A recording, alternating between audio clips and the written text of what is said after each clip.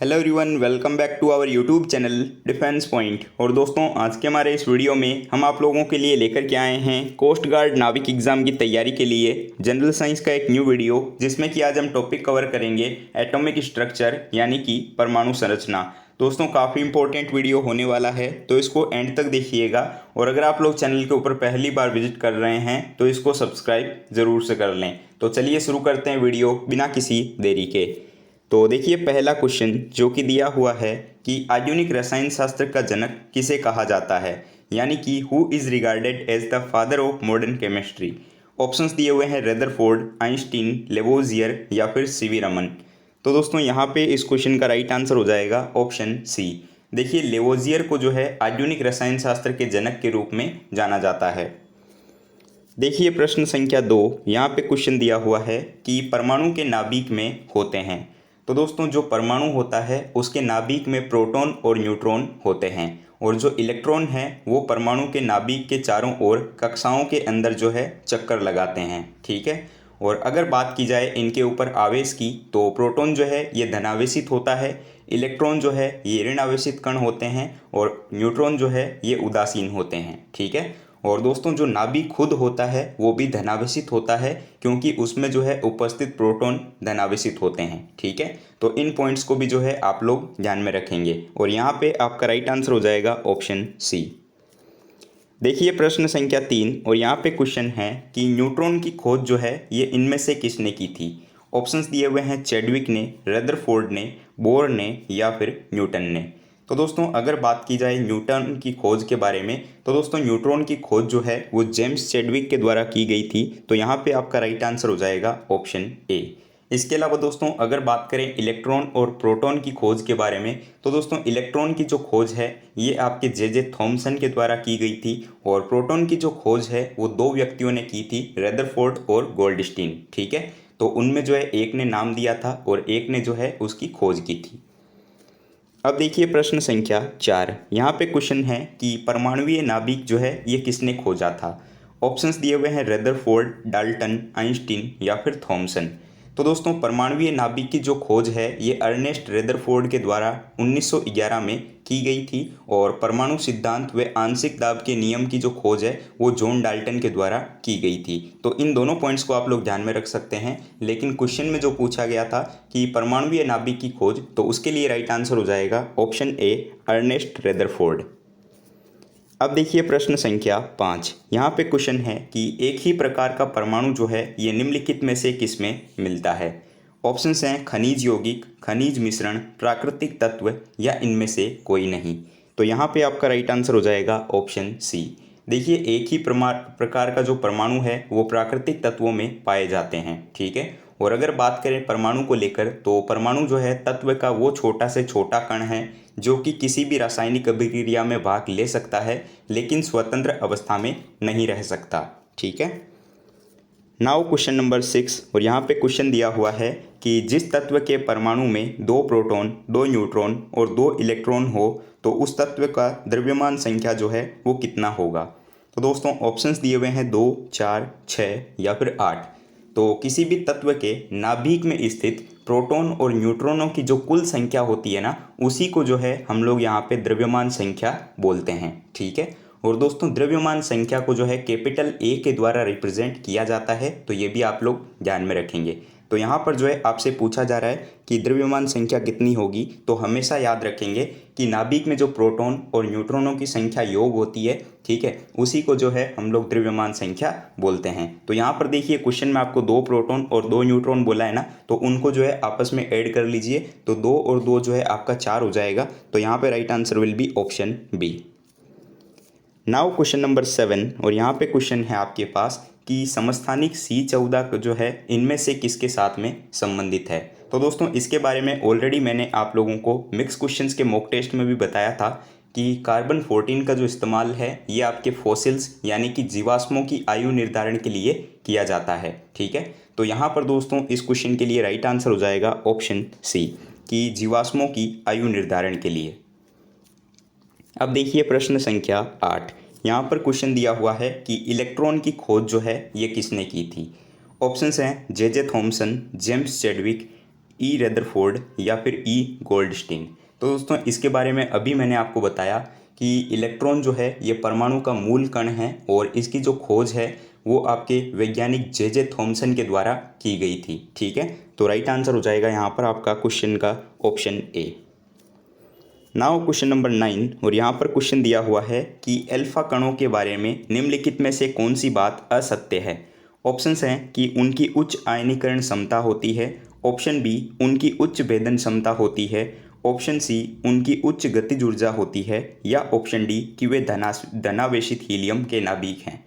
तो देखिए दोस्तों, जो आपके अल्फा कण है ना, ये मुख्य रूप से आपके हीलियम नाभिक होते हैं। ठीक है, जो कि 2 प्रोटॉन और 2 न्यूट्रॉन से मिलकर के बने हुए होते हैं। और रेडियोधर्मिता में ये कण जो है ना मुख्यतः परमाणु नाभिक के विघटन से उत्सर्जित होते हैं। ठीक है, और इनकी जो आयनीकरण क्षमता और गतिज ऊर्जा होती है ये बहुत ही अधिक होती है, लेकिन इनकी जो भेदन क्षमता होती है वो कम होती है। ठीक है, तो यहाँ पर देखिए करेक्ट आंसर हो जाएगा ऑप्शन बी कि उनकी भेदन क्षमता उच्च होती है। तो नहीं दोस्तों, अल्फा कणों की जो भेदन क्षमता होती है वो कम होती है। ठीक है, चलिए अब देखिए क्वेश्चन नंबर 10। यहाँ पे क्वेश्चन है कि प्रोटॉन का द्रव्यमान और डैश का द्रव्यमान एक समान होता है।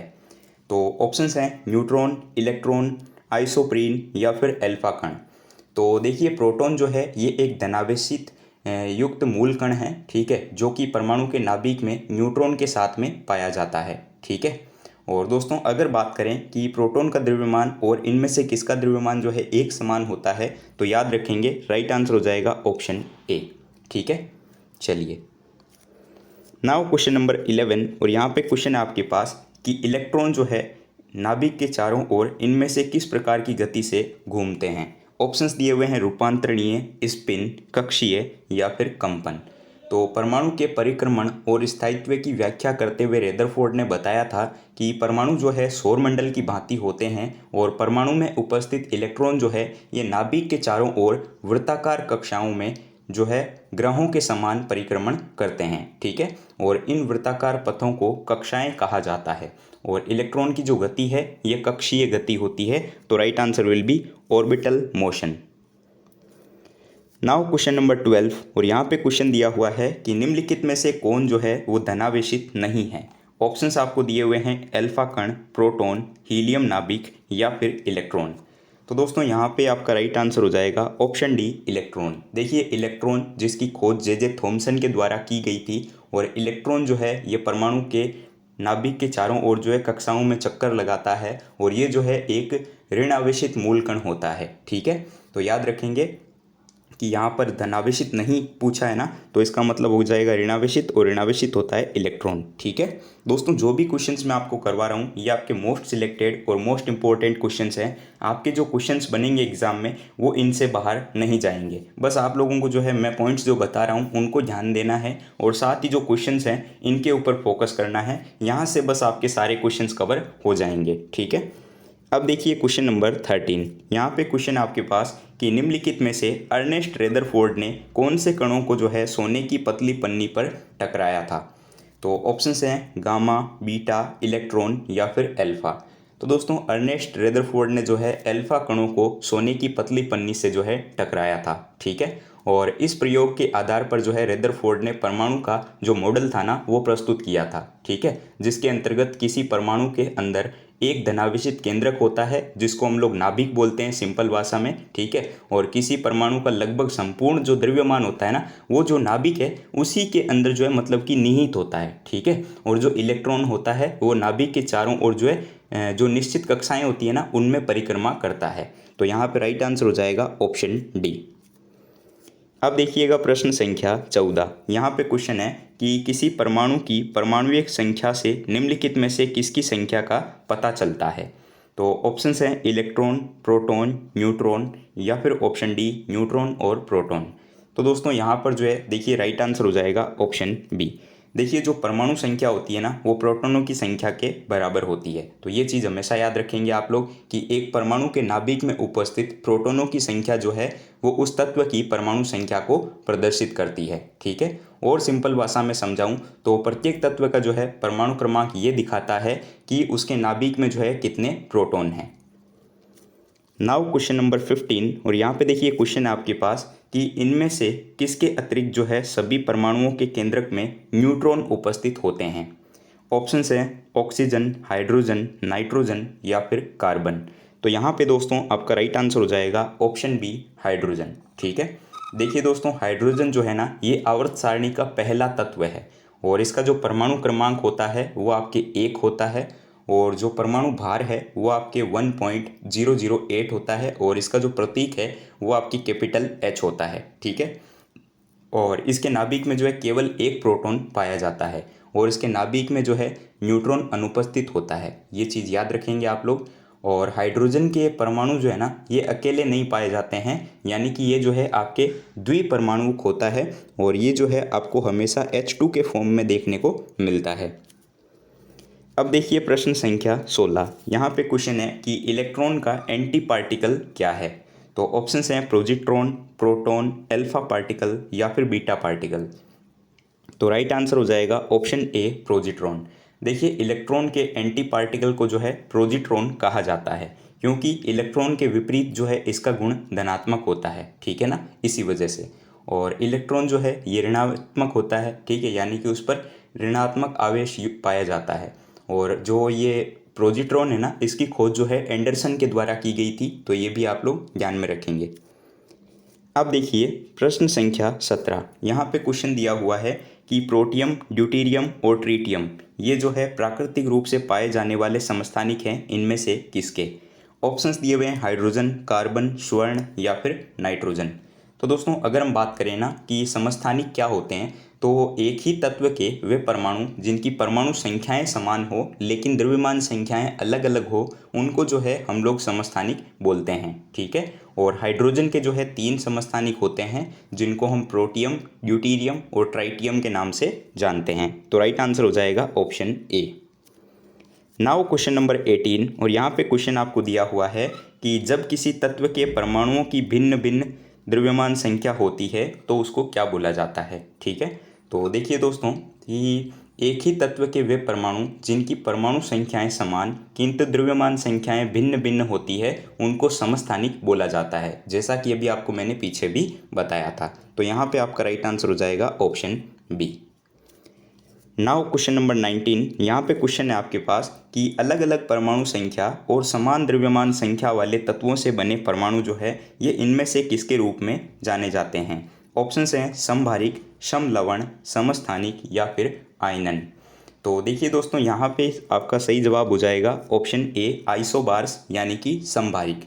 देखिए भिन्न तत्वों के वे परमाणु जिनकी द्रव्यमान संख्या एक समान हो लेकिन परमाणु संख्या भिन्न भिन्न हो वे समभारिक यानी कि आइसोबार कहलाते हैं। ठीक है, जैसे कि पोटेशियम और कैल्शियम, इनकी जो द्रव्यमान संख्या है वो दोनों की सेम होती है। ठीक है, और हम जानते हैं कैल्शियम की भी जो द्रव्यमान संख्या है वो 40 होती है और पोटेशियम की भी जो आपके द्रव्यमान संख्या है वो भी आपके 40 होती है। ठीक है ना, और द्रव्यमान संख्या समान होने के कारण समभारिक तत्वों के भौतिक गुण जो है वो समान लेकिन जो रासायनिक गुण होते हैं वो अलग अलग होते हैं। ठीक है, तो इन दोनों पॉइंट्स को भी आप लोग ध्यान में रखेंगे। अब देखिए दोस्तों प्रश्न संख्या 20 जो कि आज के इस वीडियो का लास्ट क्वेश्चन होने वाला है। तो क्वेश्चन है आपके पास कि निम्नलिखित में से कौन सा समभारिक युग्म का जो है एक उदाहरण है। ठीक है, ऑप्शन है आपके पास में हाइड्रोजन और हीलियम, कैल्शियम और आर्गन, क्लोरीन और ऑक्सीजन या फिर ऑप्शन डी, ऑक्सीजन और कार्बन। तो यहाँ पे आपका राइट आंसर हो जाएगा दोस्तों ऑप्शन बी, कैल्शियम और आर्गन। तो देखिए वे तत्व जिनमें परमाणु क्रमांक भिन्न भिन्न लेकिन परमाणु द्रव्यमान जो है यानी कि द्रव्यमान संख्या जो है वो समान होती है उसी को हम लोग जो है समभारिक बोलते हैं। आर्गन और कैल्शियम की द्रव्यमान संख्या जो है वो आपके 40 होने के कारण वे समभारिक युग्म हैं। ठीक है ना, और इन दोनों की जो द्रव्यमान संख्या है वो 40 है। तो राइट आंसर हो जाएगा ऑप्शन बी।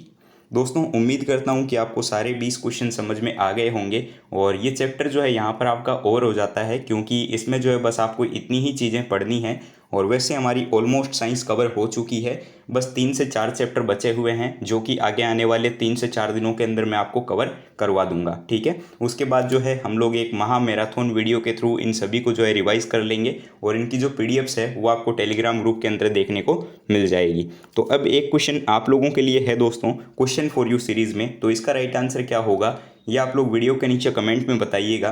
तो आपके लिए क्वेश्चन है कि लिथियम नाभिक में जो है कितने प्रोटॉन होते हैं। आपके लिए ऑप्शंस हैं 1, 2, 3 या फिर 4।